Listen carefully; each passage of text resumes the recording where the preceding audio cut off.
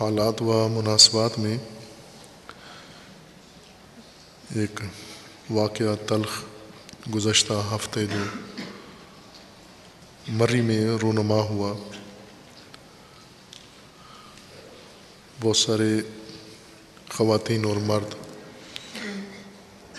مری میں تفریح گاہ میں تفریح کی غرض سے گئے ہوئے تھے اور وہاں برفانی طوفان کا شکار ہوئے اور پھر ضروری نجات کے حفاظت کے وسائل بندوبست اور نظام نہ ہونے کی وجہ سے اعلان شدہ تعداد 23 افراد ہیں، بچے، خواتین اور مرد، جو سردی میں اور گاڑیوں کے اندر کاربن کے نتیجے میں وفات پائی ہے، انہوں نے جاں بحق ہوئے ہیں۔ اور غیر اعلانیہ تعداد جیسا کہ حدس و گمان ہے اور کہا جا رہا ہے کہ جانی نقصان اس سے کہیں زیادہ ہوا ہے جو اعلان ہوا ہے، مقامی لوگوں کے بقول بھی۔ بہت ہی تلخ حادثہ تھا اور خلاف توقع کسی کو یہ گمان نہیں تھا کہ ایک تفریح گاہ میں مری میں اتنا جان لیوا تلخ حادثہ رونما ہوگا۔ ان تمام جان بحق افراد کے لیے اللہ تعالیٰ سے دعائے مغفرت کرتے ہیں اور ان کے سوگوار خاندانوں کو تعزیت و تسلیت عرض کرتے ہیں اور ان کے لیے اللہ تعالیٰ سے صبر و اجر کی دعا کرتے ہیں انشاءاللہ۔ یہ حادثہ جیسے دیگر حادثات کی طرح سطحی اور سرسری لیا گیا ہے، فقط بیان بازی پر اکتفا کیا گیا ہے۔ اس جیسے مشابہ واقعات پہلے ٹرین حادثوں میں، ہوائی حادثوں میں اور مختلف موسمی اور قدرتی آفات کے نتیجے میں پاکستان میں ایک معمول ہے اور دنیا بھر میں ہوتے ہیں حادثات، صرف پاکستان میں نہیں ہیں، پاکستان کے پڑوس میں بھی ہوتے ہیں، پاکستان سے باہر دیگر دنیا میں بھی حادثات ہوتے ہیں، لیکن کچھ حادثات نالائکی، نااہلی، لاپرواہی کی نشانی ہوتے ہیں۔ مری حادثہ بہت ساری چیزوں کی نشاندہی کرتا ہے۔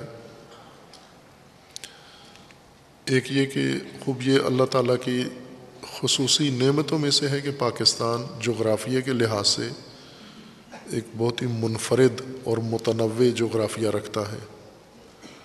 میدانی علاقے ہیں، سرخیز علاقے ہیں، سرسبز علاقے ہیں، صحرائی علاقے ہیں، کوہستانی اور پہاڑی علاقے ہیں، جنگلات ہیں، دریا ہیں۔ اتنا تنوع یکجا کسی سرزمین کو کم ملتا ہے جتنا پاکستان کے حصے میں آیا ہے۔ چند اور ممالک ہیں پاکستان جیسا متنوع جغرافیہ رکھتے ہیں۔ پاکستان کے مرکز میں واقع یہ کوہستانی سلسلہ کوہسار جو دارالخلافہ اسلام آباد کے اوپر مشرف ہے، اس کے اوپر سایہ فگن ہے، اس کے اندر عوام کی تفریح کے لیے بھی قدرتی نعمتیں اللہ کی فراوان ہیں اور شروع سے پاکستان بھر میں بلکہ دنیا بھر سے آنے والوں کی توجہ کا مرکز رہا ہے، عوامی تفریح کی جگہ تھی۔ اچھا معتدل موسم ہوتا ہے، سردیوں میں برف باری ہوتی ہے اور پاکستان کے شمال میں برف باری ہوتی ہے، باقی ایسے میدانی سندھ اور پنجاب میں برف باری نہیں ہوتی۔ ان لوگوں کے لیے یہ برفانی موسم بھی ایک دلچسپ چیز ہے، جیسے کراچی کا سمندر پنجابیوں کے لیے، سندھیوں کے لیے، سرحدیوں کے لیے ایک نعمت ہے اور دیکھتے ہیں، تفریح کی غرض سے وہاں جاتے ہیں، اور اس سمندر پر بھی کوئی وسائل انتظام اہتمام نہیں ہے، بہت ہی خوبصورت اور وسیع سمندر ہے، ساحل ہے لیکن ویران، کھنڈر، اور بلکہ وہ بھی مقتل ہے وہ سمندر بھی۔ کئی واقعات میں وہاں پر کثرت سے جانیں ضائع ہوئی ہیں۔ اسی طرح یہ کوہستانی سلسلہ جو برفانی ہے، تفریح گاہ تھا لیکن مقتل میں تبدیل ہو گیا ہے۔ کیسے ہوا مقتل میں یہ تبدیل؟ اب اس کے پیچھے بہت سارے عوامل ہیں، کسی ایک چیز کو نامزد نہیں کیا جا سکتا۔ اسلام آباد ہائی کورٹ نے ایک ادارے کو جو کرونا بحران کے لیے زمانے میں بنایا گیا تھا، اس کو ذمہ دار اس نے قرار دیا ہے۔ بارکیف جج ہیں اور جج مائی لارڈ ہوتے ہیں، ان کو کوئی کچھ نہیں کہہ سکتا، ان کی توہین ہو جاتی ہے۔ انہوں نے ایک ادارے کو ذمہ دار قرار دیا ہے، جبکہ سب ذمہ دار ہیں۔ وہ کلچر، تہذیب جس میں ہم رہ رہے ہیں، یہ سب سے بڑی ذمہ دار تو یہ ہے۔ حکومت سب سے بڑی ذمہ دار ہے، ادارے ذمہ دار ہیں، عوام ذمہ دار ہیں۔ سب اپنی اپنی حد تک ان حادثات میں ہمارا حصہ ہے، میڈیا کا اس میں حصہ ہے۔ آگاہی کی سطح بہت کم ہے اور سنجیدگی بہت کم ہے قومی سطح پر، اور ثقافتی طور پر نہایت قلیل سنجیدگی ہماری قوم میں پائی جاتی ہے۔ سنجیدگی کے لحاظ سے ہم شاید سب سے نیچے ہوں، جس طرح معیشت میں بہت نیچے چلے گئے ہیں۔ ایک نئی خبر جو گزشتہ ہفتے عالمی سروے کے نتیجے میں وجود میں آئی ہے کہ پاکستان کا پاسپورٹ یمن اور افغانستان اور صومالیہ کے پاسپورٹ سے بھی نیچے چلا گیا ہے ویلیو کے لحاظ سے۔ یہ اسی ہفتے کی، گزشتہ ہفتے کی سروے رپورٹ ہے عالمی ادارے کی طرف سے۔ چونکہ سنجیدگی نہیں ہے کسی قوم کے اندر، کسی طبقے میں سنجیدگی نہیں ہے، تو اس طرح سے یہ جو ہمارے نقاط قوت ہیں وہ ہمارے مقتل بن گئے ہیں۔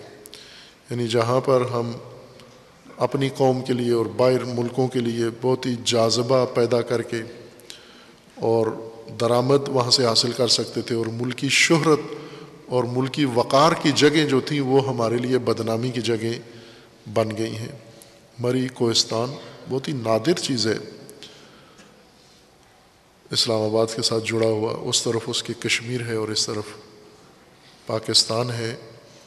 لیکن سب سے پہلا کام اس پر یہ ہوا ہے کہ مری مکمل طور پر قبضہ ہے مری پر، سرکاری اداروں کا، ریاستی اداروں کا عرصے سے قبضہ ہے مری کے اوپر، مکمل قبضہ ہے۔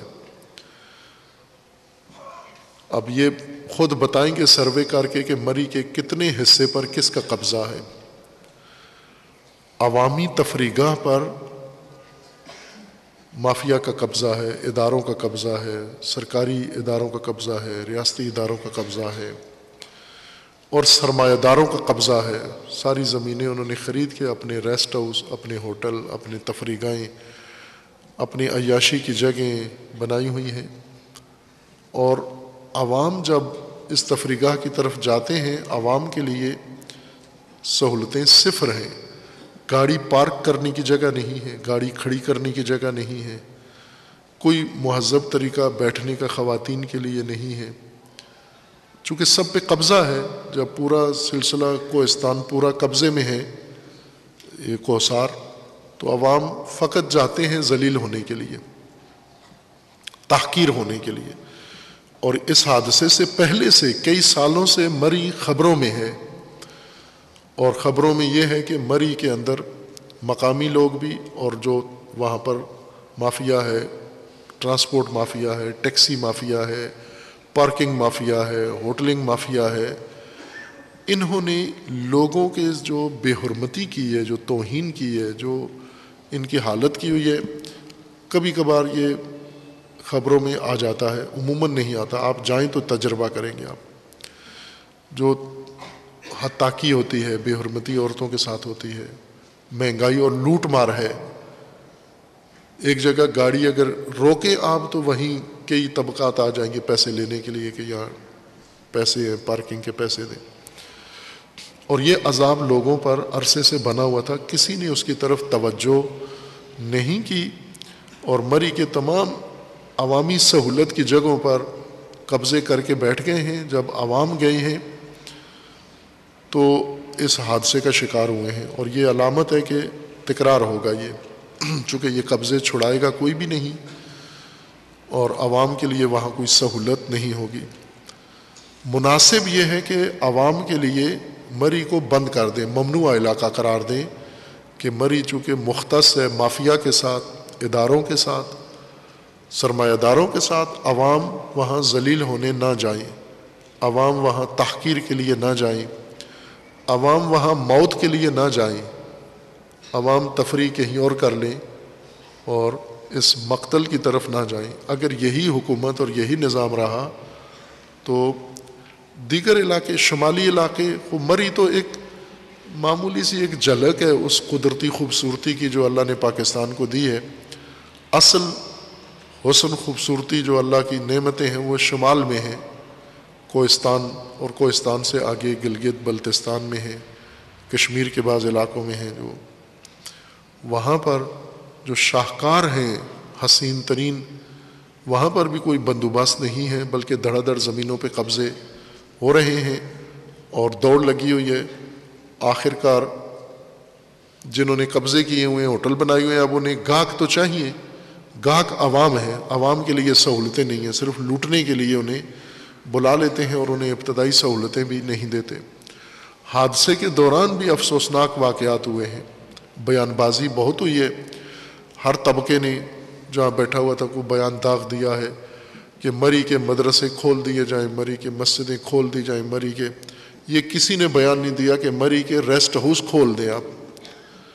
مری کے جن پر قبضہ کیا ہوا ہے جن اداروں پر، ان کے دروازے عوام پر کھولیں، یہ ٹھہرے ہوئے سردی میں بے یار و مددگار عوام، ان کے لیے یہ ادارے کھول دیں. یہ نہیں کھولے، نہ برف باری میں کھولے، نہ بعد میں کھولے، نہ ابھی کھولے ہیں، ان کے اوپر قبضہ ہے ان کا. اس واقعہ میں عوام کی بھی ایک کمزوری رہی ہے کہ ہمارے عوام سنجیدہ نہیں ہیں مختلف کاموں میں. جیسے سفر جب کرتے ہیں کوئی وسائل سفر اپنے ہمراہ لے کے نہیں جاتے.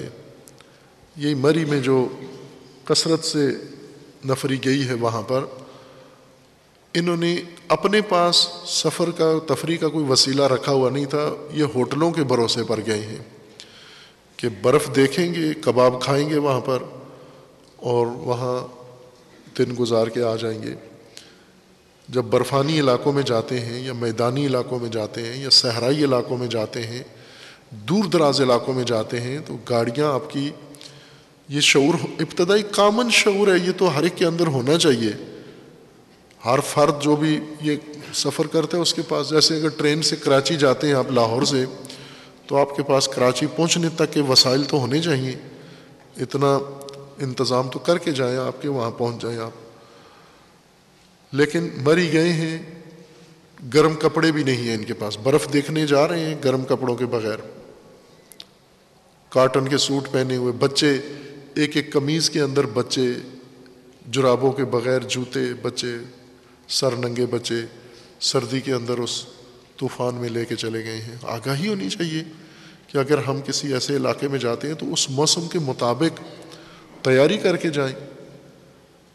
ہوتا ہے کبھی کبھار پتہ نہیں ہوتا انسان کو. خود میرے ساتھ حادثہ ہوا، بیرون ملک ایک ٹھنڈے ملک میں جانا پڑا ہمیں. میں ایران سے گیا تھا، ایران ٹھنڈا ملک ہے، برفانی ملک ہے، لیکن جس اس ملک میں گیا وہ بہت ہی ٹھنڈا ملک تھا. اپنے تئیں میں گرم لباس پہن کے گیا، لیکن وہاں جا کے وہ گرم لباس بیکار ثابت ہوا. تو وہ مالک مکان جس کے وہاں میں مہمان تھا، اس کے جتنے پرانے کپڑے تھے وہ سارے میں نے پہنے. پھر جا کے سردی ختم ہوئی، کنٹرول ہوئی تھوڑی سی. انہوں نے تو اپنا انتظام کیا ہوا تھا، اب مجھے علم نہیں تھا کہ وہاں اتنی سردی ہوتی ہے.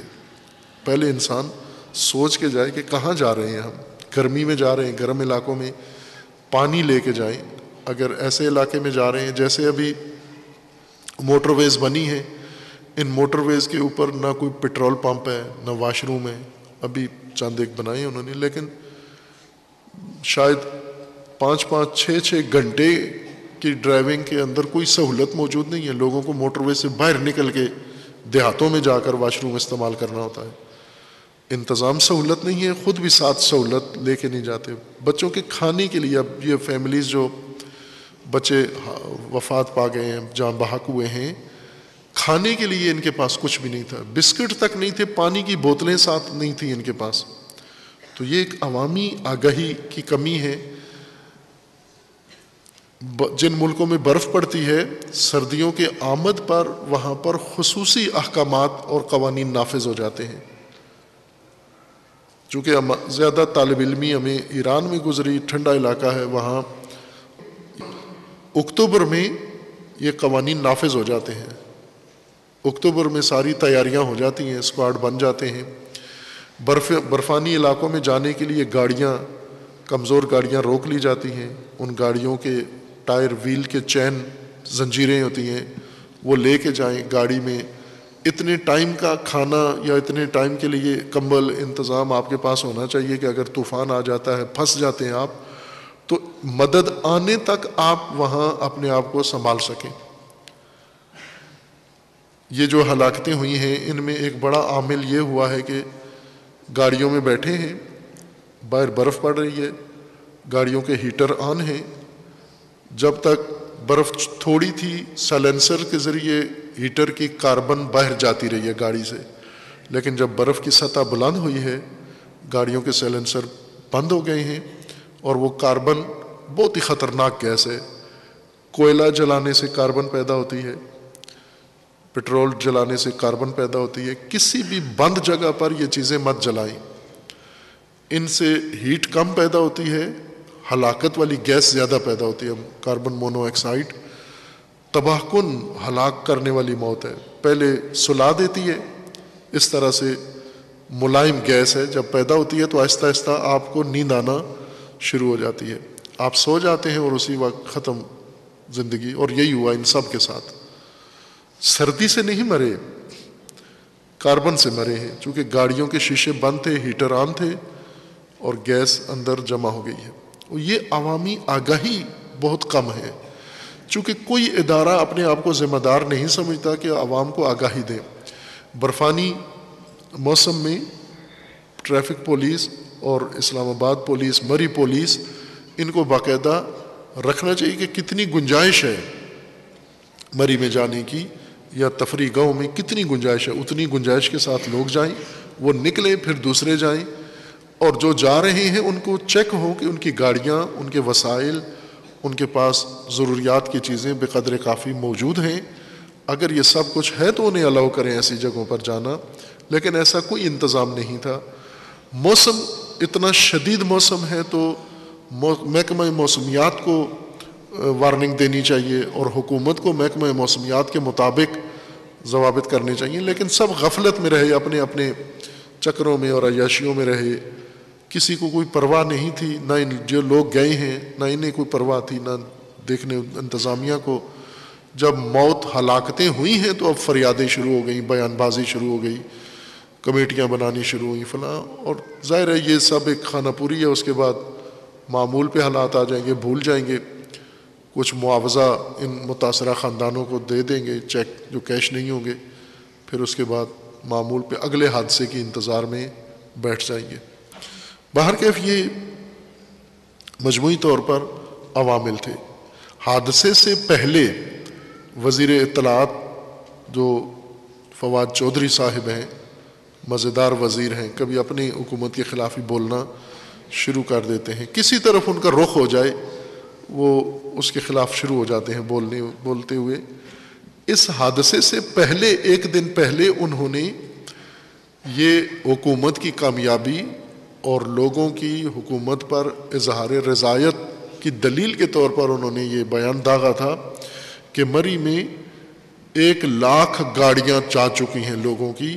یہ دلیل ہے کہ ملک میں مہنگائی نہیں ہے، یہ دلیل ہے کہ معیشت ٹھیک جا رہی ہے. یہ دلیل ہے کہ ہمارے ملک میں کوئی بحران پرابلم نہیں ہے، ورنہ 1,00,000 لوگوں کا مری میں کیا کام ہے؟ اگر یہ مصیبت زدہ ہوتے، معیشت نہ ہوتی، ان کے پاس پیسے نہ ہوتے تو مری کیوں آئے ہیں؟ یہ اپنے گھروں میں بیٹھے ہوتے، بھوک سے مرتے، سردی سے مرنے کیوں آئے ہیں؟